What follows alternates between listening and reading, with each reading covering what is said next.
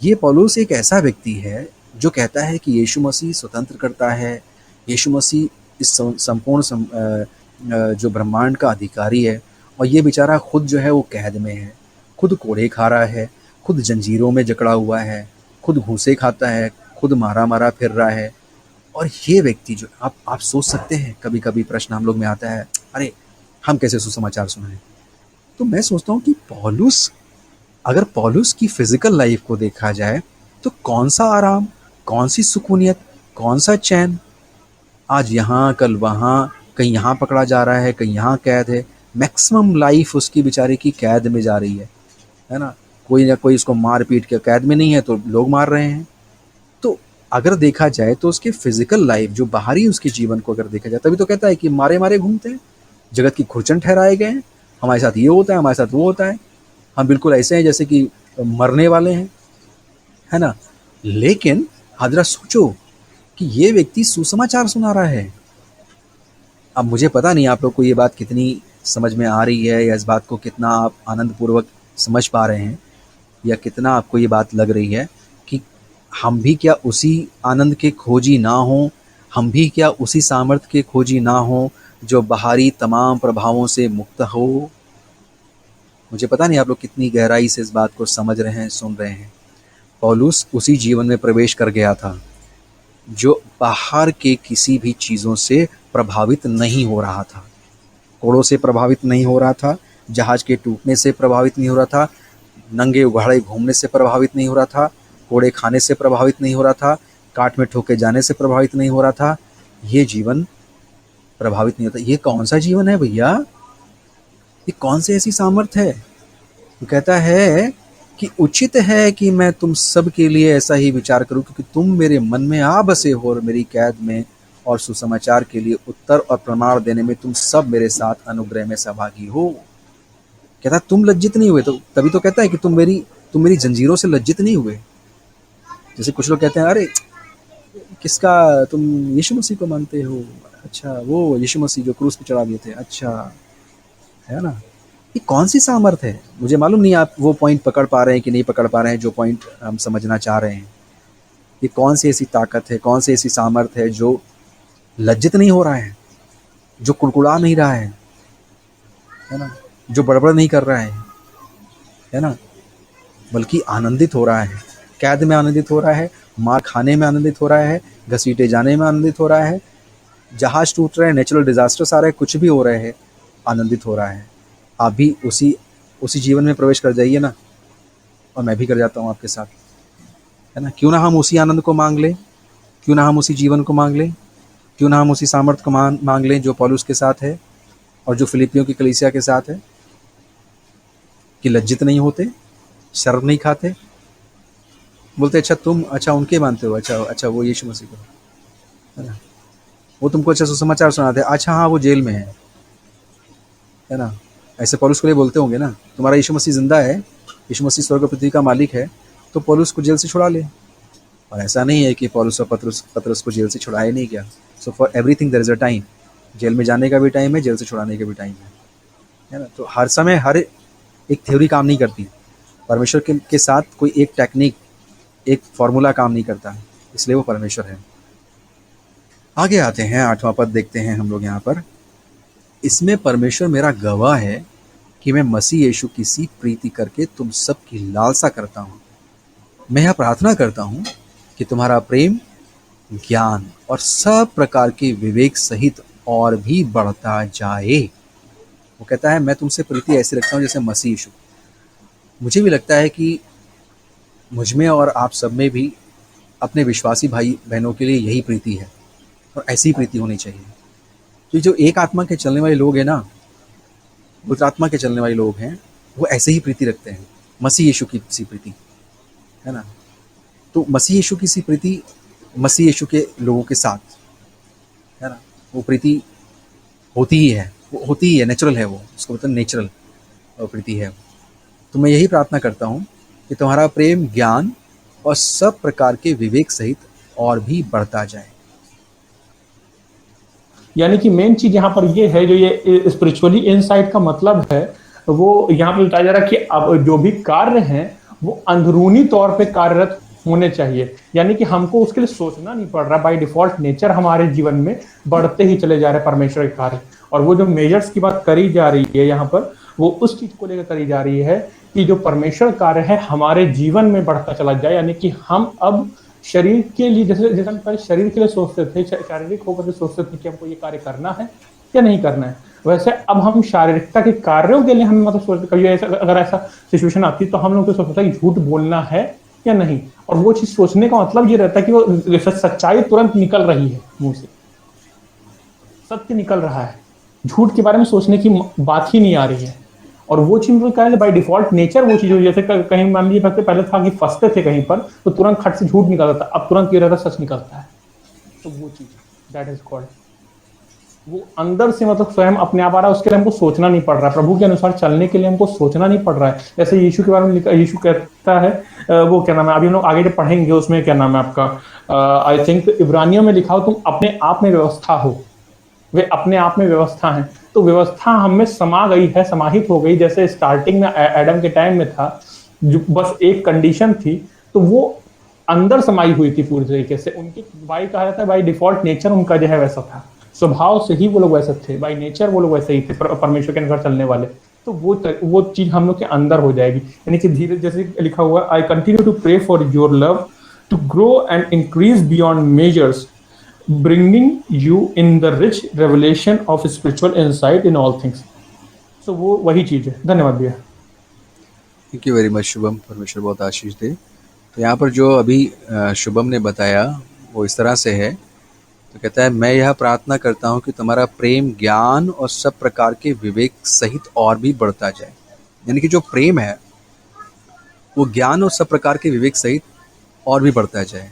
तो यानी कि जो जो ज्ञान है, जो असली ज्ञान जिसको कहते हैं, असली ज्ञान का मतलब जैसे अभी बताया जा रहा था कि वो ज्ञान जो हमें पवित्र आत्मा की ओर से मिलता है। ठीक है, एक ज्ञान, एक समझ, एक अंडरस्टैंडिंग जो हमारी संसार में पैदा होने से मिली हमको, हम संसार में पैदा हुए, संसार के दृष्टिकोण से चीज़ों को सीखा। ठीक इसी प्रकार से जब हम पवित्र आत्मा में पैदा होते हैं, परमेश्वर में पैदा होते हैं, तो वो ज्ञान, वो समझ हमें परमेश्वर की ओर से मिलती है। तो जो कहता है तुम्हारा प्रेम जो है ना वो उसमें बढ़ता जाए, उसकी अंडरस्टैंडिंग के साथ। और जो विवेक की बात यहाँ पर की जा रही है कि जो चीज़ें पहले विवेक, जैसे मैंने कहा ना कि पहले विवेक क्या था, जैसे दो लोगों का मैंने एग्जाम्पल दिया, एक वहाँ पर पैदा हुआ है जहाँ पर कसाई लोग रहते हैं, एक ऐसा परिवार में पैदा हुआ है जहाँ पर जीव हत्या को जो है पाप माना जाता है। तो वहाँ पर दोनों का विवेक डिफरेंट है, डिफरेंट विवेक है। एक आराम से मांस को खा रहा है और दूसरा मांस से घिन कर रहा है, उसको पाप मान रहा है। तो यहाँ पर कह रहा है कि जो अब अंडरस्टैंडिंग तुमको मिलेगी, जो पवित्र आत्मा में तुमको अंडरस्टैंडिंग मिलेगी, तो ना वो वाली मिलेगी ना ये वाली मिलेगी, है ना। मुझे इसमें ये याद आ रहा है जब सामरी स्त्री से यीशु मसीह बात करते हैं, तो सामरी स्त्री की अंडरस्टैंडिंग में थोड़ा सा मतभेद था। वो कहती है हमारे लोग कहते हैं यहाँ प्रार्थना करनी चाहिए, तेरे लोग कहते हैं यरूशलेम में प्रार्थना करनी चाहिए, तू क्या कहता है। तो यीशु मसीह उसको एक नई अंडरस्टैंडिंग देते हैं, है ना, एक नई बात बताते हैं, एक सच्ची बात बताते हैं। कहते हैं कि न वहाँ न यहाँ, परंतु परमेश्वर ऐसे आराधकों को ढूंढता है जो आत्मा और सच्चाई से आराधना करें। सो जो न्यू क्रिएशन, जो न्यू डेवलपमेंट, जो नई विवेक, जो नीति है या विवेक का समझ है, वो परमेश्वर हमको प्रदान करेगा पवित्र आत्मा से। आप लोग समझ रहे हैं कि नहीं समझ रहे हैं इसको, मुझे मालूम नहीं। कितना लोगों को मजा आ रहा है इन सब चीजों में, कितने लोग वाकई में इसमें आनंद उठा रहे हैं। इसी चीज को लेकर के आपने भी यही बताया, ये जो आप बता रहे थे पाप को लेकर के, यानी कि कुछ ऐसे प्रकार का पाप है, आपने सीधे तौर पे मना कर दिया, सीधे काट दिया कि ऐसे पाप के चक्कर में ना पड़िए आप लोग, क्योंकि जो परमेश्वर के अगेंस्ट में किए गए वो हर एक कार्य पाप, तो हम लोग उसको जस्टिफाई ना करें। जैसा आपने अभी कहा, तो ये एग्जैक्टली यही चीज थी जैसा इसमें बताया गया है। धन्यवाद भैया। Thank you very much. So प्रियो, आप लोग इसको ध्यान से समझिए। अगर वाकई में फिलिपियों की पत्री को आप समझ रहे हैं, सुन रहे हैं, तो आपके आत्मिक उन्नति का कारण बनेगी और परमेश्वर के और नज़दीकी में बढ़ने का और उसकी अंडरस्टैंडिंग में, उसके ज्ञान को समझने और जानने में सहायता मिलेगी। सो हम लोग आगे बढ़ रहे हैं और यहाँ पर मैं सोचता हूँ अभी हमारे पास 8 मिनट हैं, ठीक है। हम लोग 8 मिनट में और भी आगे बढ़ेंगे। तो यहाँ कहता है मैं यह प्रार्थना करता हूँ कि तुम्हारा प्रेम, ज्ञान और सब प्रकार के विवेक सहित और भी बढ़ता जाए। तो अभी हम लोग को भी प्रार्थना करने की आवश्यकता है, ठीक है प्रियो। हम लोग प्रार्थना क्या करें? अभी अपने लिए प्रार्थना कीजिए और मेरे लिए भी प्रार्थना कीजिए। सब लोग मिलकर प्रार्थना करते हैं कि पिता परमेश्वर, जो हमारा प्रेम है उस सब प्रकार के ज्ञान, उस सब प्रकार के विवेक सहित और भी बढ़ता जाए। तो पौलुस प्रार्थना कर रहा है, तो ये प्रार्थना हमारी भी प्रार्थना हो सकती है कि पिता परमेश्वर की जो हमारा जो प्रेम है वो ज्ञान और सब प्रकार के विवेक सहित और भी बढ़ता जाए, यहाँ तक कि तुम उत्तम से उत्तम बातों को प्रिय जानो। अब वही बात है ना, उत्तम से उत्तम बातों को प्रिय जानो। तो उत्तम क्या है? मैंने बोला ना, अभी हमको नहीं पता उत्तम क्या है, क्योंकि उत्तम और अति उत्तम और जो ग्रहण योग्य नहीं है वो क्या है, वो पवित्र आत्मा बताएगा। प्रियो, मेरी आप बात ध्यान से सुनिए। अभी आपका मन क्या कहता है, आपका विवेक क्या कहता है, आपने किन चीज़ों को ग्रहण योग्य जाना है, किन लोग चीज़ों को ग्रहण योग्य नहीं जाना है। मुझे पतरस याद आ रहा है। पतरस की अंडरस्टैंडिंग थी कि जो यहूदियों के लिए सुसमाचार है, अन्य जातियों के लिए सुसमाचार नहीं है। पतरस के लिए परमेश्वर ने उसके विजन में उसको एक दर्शन दिया, एक चादर ऊपर से नीचे उतारी। वो भूखा था बहुत, भूख में सो गया। वो एक चादर ऊपर से उतारी, उस चादर में बहुत से जीव जंतु थे और परमेश्वर ने उसको बोला मार और खा। तो पतरस बोला, अरे परमेश्वर कैसी बात कर रहे हैं, कोई अशुद्ध वस्तु मेरे मुंह में नहीं गई है आज तक, और आप ये पता नहीं कैसी बात कर रहे हैं। तो परमेश्वर ने कहा, जिसको मैंने शुद्ध ठहराया उसको अशुद्ध मत कहे। तो आप जरा सोचिए, यहाँ पर जो हमसे कहा जा रहा है यहाँ तक कि तुम उत्तम से उत्तम बातों को प्रिय जानो। तो उत्तम क्या है? उत्तम वो नहीं है जैसे यीशु मसीह के पास आता है एक व्यक्ति कहता है, हे उत्तम गुरु। तो प्रभु यीशु मसीह बोलते हैं, उत्तम किसको बोल रहे हो भैया? उत्तम तो एक ही है ना, गुड तो एक ही है, वो परमेश्वर है। तो वो जो गुडनेस है, वो जो उत्तमता है, वो क्या है? वो परमेश्वर से ही प्राप्त होती है प्रियो। मैं फिर से बोल रहा हूँ, आप इसको नोट कर लीजिए प्लीज़, आप इसको नोट करिए किसी पेंसिल से। जो उत्तमता है, जो सही बात है, जो ग्रहण योग्य बात है, जो ग्रहण योग्य नहीं है, वो दोनों बातों की जो अंडरस्टैंडिंग है, जो समझ है, वो परमेश्वर की आत्मा से मिलती है, आपको मिलेगी और मिल रही है।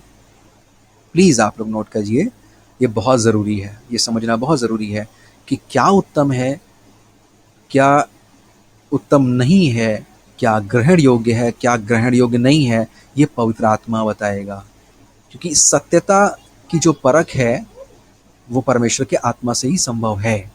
ठीक है, इसीलिए हम सबको पवित्र आत्मा की आवश्यकता है और हम सबको मिला है जितने लोग यीशु मसीह पर विश्वास करते हैं। तो आप लोग, एक और खुशी की बात आप लोग के लिए है कि अब आपको बहुत अच्छी बात मिल गई है और बहुत अच्छा जो है सामर्थ्य और अंडरस्टैंडिंग और विवेक और ज्ञान मिल गया है कि सही चीज़ और गलत चीज़, ग्रहण योग्य चीज़ और ग्रहण न करने वाली चीज़ को ठहराने वाला कौन है? मैं नहीं हूँ, मेरा धर्म नहीं है, मेरा समाज नहीं है, मेरा जीवन नहीं है, वरन कौन है? परमेश्वर है। जब आप इस बात को किसी के सामने बोलेंगे तो उसका मुंह बंद हो जाएगा। आप कोई बात ये नहीं कहेंगे कि मैं ये बात इसलिए नहीं मानती हूँ, इसलिए नहीं क्योंकि हमारे यहाँ धर्म में ऐसे कहा गया है। तो कहेंगे ठीक है, तुम्हारे यहाँ कहा गया ये, हमारे यहाँ ये कहा गया, बात खत्म। लेकिन जब आप ये कहते हैं कि ये बात मुझे इसलिए पौलुस कहता है कि ये बात मुझे प्रभु से पहुंची है, मैंने तुमको पहुंचा दी, कि जिस रात वो पकड़ाया गया उसने रोटी ली और तोड़ी। तो कहता है कि मैं तुमको क्यों कह रहा हूं कि ये बातें सत्य हैं, क्योंकि मैंने किसी मनुष्य से नहीं सीखी, किसी धर्म से, किसी जाति से, किसी मजहब से, किसी थियोलॉजी से, किसी डॉक्ट्रिन सिद्धांत से मैंने नहीं सीखा, मैंने डायरेक्टली परमेश्वर से सीखा है। और आज पौलुस वही हमको प्रेरणा दे रहे हैं कि तुमको भी आवश्यकता है कि पवित्र आत्मा से सीखो, ताकि लज्जित ना हो, ताकि तुमको किसी बात का ये ना हो कि अरे यार, हमको देखो ये बात हमको बताई गई थी लेकिन ये बात सही नहीं है, यहाँ पे आके देखो इस बात में ये बात गलत है। लेकिन जो बात परमेश्वर आपको बताएगा, ग्रहण योग्य और ना ग्रहण योग्य, एक्सेप्ट करने वाली, ना एक्सेप्ट करने वाली, है ना, उत्तम और ना उत्तम होने वाली बातें, ये कौन बताएगा आपको? परमेश्वर बताएगा। कैसे बताएगा? एक्सपीरियंस एंड ट्राई, है ना, बिल्कुल, परमेश्वर के आत्मा के द्वारा हमें ये सब चीज़ें रिवील होगी। बहुत ज़रूरी है। देखिए प्रियो, इसलिए हम लोग कहते हैं हम किसकी उपासना करते हैं? हम जीवित परमेश्वर की उपासना करते हैं।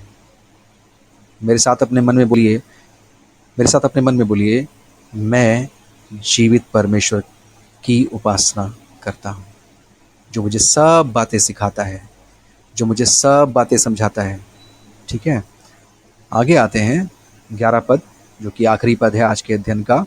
और उस धार्मिकता के फल से जो यीशु मसीह के द्वारा होते हैं, भरपूर होते जाओ। ये लीजिए। कभी कभी हम लोग का प्रश्न आता है ना कि कैसे। धन्यवाद भैया। सो इसका जो इन सब चीज़ों का मतलब जो टोटल जो है मीनिंग था, वो यही था जो आपने अभी तक बता रहे थे आप। उसका पूरा जो है जैसे कहते हैं निचोड़ तरीके से यहाँ पे दे रखा गया है कि जो है हम लोग जो भी कुछ है हम लोग रूल्स के द्वारा, हम लोग लॉ के द्वारा नहीं चलते, वरन पूरी तरीके से मसीह के अनुग्रह के द्वारा और उसके आत्मा की अगुवाई में होकर चलते हैं। तो हमारे जो भी डिसीजंस निकलेंगे वो उसी की इच्छा के अनुसार निकलेंगे। धन्यवाद भैया। Thank you very much. Shubham परमेश्वर बहुत आशीष दे। तो जो भी बताया गया है उसके अनुसार अगर आप देखें, बहुत इंपॉर्टेंट पद है, आप लोग समझ लीजिए, बहुत इंपॉर्टेंट पद है। और उस धार्मिकता के फल से, अब धार्मिकता को ऐसे समझ लीजिए, सीधी भाषा में अगर धार्मिकता समझनी है, सिंपल भाषा में धार्मिकता समझती है, तो हमारे जीवन का वो आचरण, वो व्यवहार, वो कार्य जो परमेश्वर के द्वारा और परमेश्वर को ग्रहण योग्य है। धार्मिकता क्या है? वो कार्य, वो आचरण, वो व्यवहार, वो सोच जो परमेश्वर को ग्रहण योग्य है, जो परमेश्वर के द्वारा है। ठीक है। सो कहता है, और उस धार्मिकता के फल से जो यीशु मसीह के द्वारा होते हैं, भरपूर होते जाओ, जिससे परमेश्वर की महिमा और स्तुति होती रहे।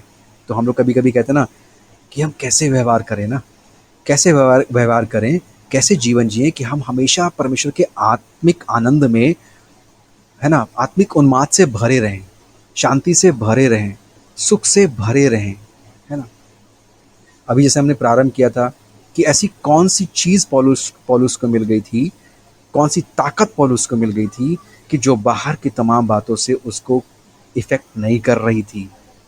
बाहर की तमाम विपरीत परिस्थितियाँ उसको इफेक्ट नहीं कर रही थी। ऐसी कौन सी पावर थी, ऐसी कौन सा आनंद था, ऐसा कौन सा सुख था, है ना, ऐसी कौन सी ताकत थी। वो ताकत हमें चाहिए, जिस ताकत से, जिस पवित्र आत्मा से हम अपना जीवन जी। एक प्रार्थना मेरे साथ कर सकते हैं, अभी सीरियसली इस प्रार्थना को कर सकते हैं।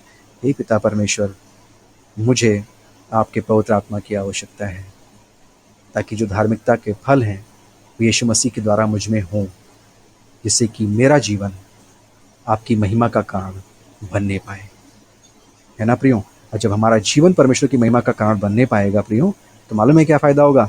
हम परमेश्वर के आनंद से हमेशा भरे पूरे पाए जाएंगे।